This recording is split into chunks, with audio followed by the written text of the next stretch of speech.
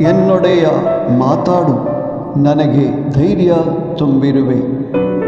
ದಾನಿಯೇಲ ಪ್ರವಾದಿಯ ಗ್ರಂಥ 10ನೇ ಅಧ್ಯಾಯ 19ನೇ ವಚನ.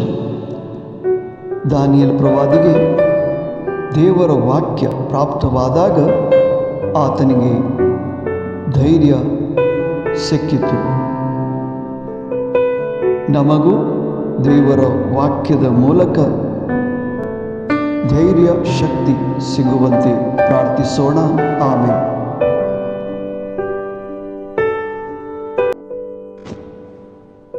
मोजो धनी उलो खित्याक तुवे मका घटाई दिलाई.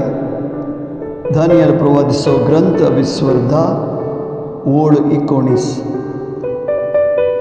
दानियेलाक देवाची उतर प्राप्त झाल्या उपरांत ताका धैर्य आणि घटाय मेळता.